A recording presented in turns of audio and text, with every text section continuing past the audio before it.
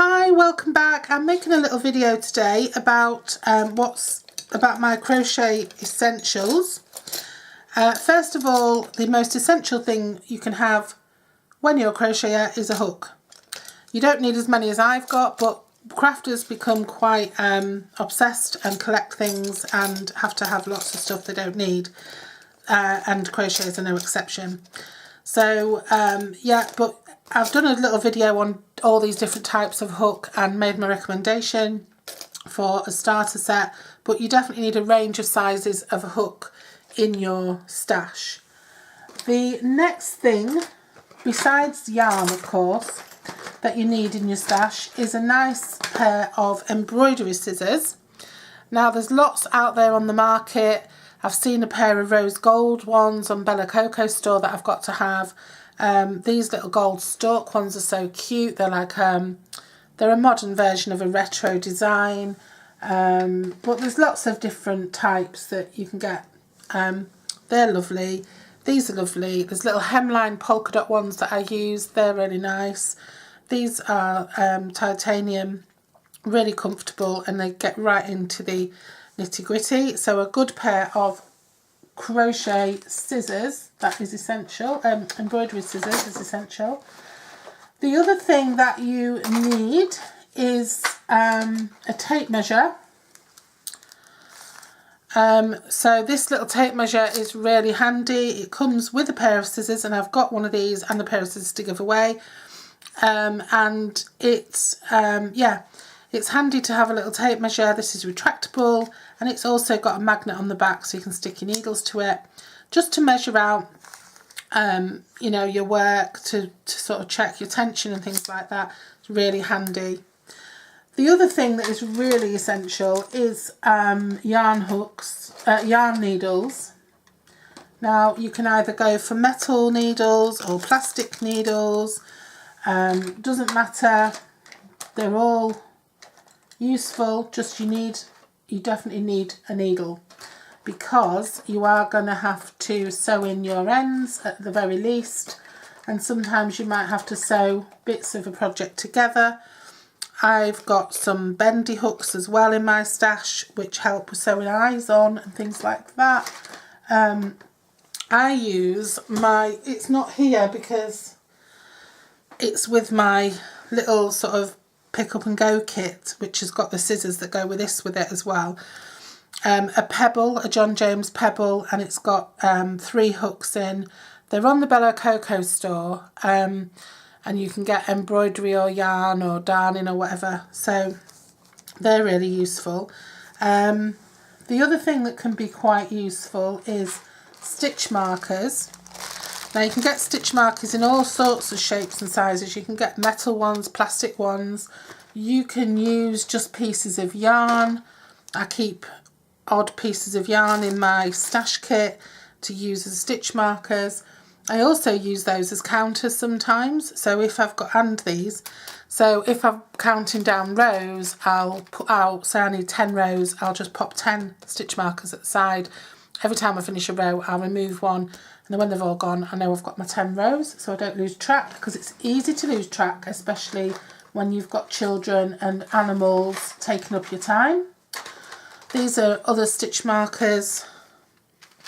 I'm going to put some of those in the giveaway as well.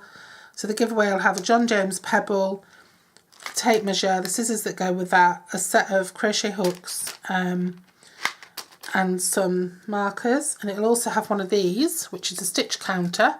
You just stick it on your thumb, and then every time you've done a row you press it, and that, or every time you've done a stitch if you want, you press it. The other thing, this is another one of those which is a manual one. I just got this free on a magazine, and it goes around your neck, which is quite handy. And this one doesn't switch itself off if you don't touch it for a while, which this one does do, which is a downside. The other thing I always keep, I keep some little labels, and what I do is I tie these to my work, and I just put the size hook I was using, the colour and shade, the brand and shade of the yarn I was using, and if I've got a pattern, I keep my patterns in a book with a code number, so I'll put the pattern number I was using, and if it's for a customer, then I'll put the order number on the back, and I'll just tie that to my work so I don't lose it. And the other thing I keep in my stash is some grips. Now these are clothes pegs, which I got from Amazon. I think they're £9 or £8 for 60, and they're amazing. They don't rust, they hold anything, but I use them to hold bits of yarn, bits of work together if I'm sewing it together, or to hold ears in place while I sew them on and things like that. So it's quite handy to have a couple of clips or grips in your stash. The other thing I found useful to have in my stash is some long pins with heads on. There'll be a daisy reel of these going out with the giveaway when I get around to it. These are really handy just for pinning in eyes and pinning on things like ears and whatever, pinning work together. Easy to see, so you make sure you remove them. Definitely useful.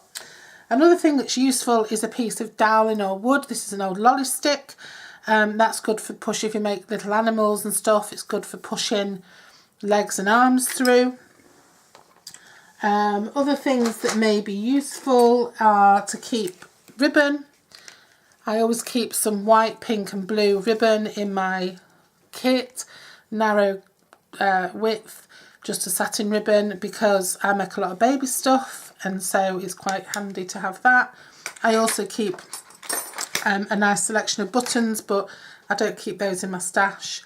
I keep a little set of eyes in my stash, and I also keep a set of little black beads that I use for eyes as well on some baby blankets.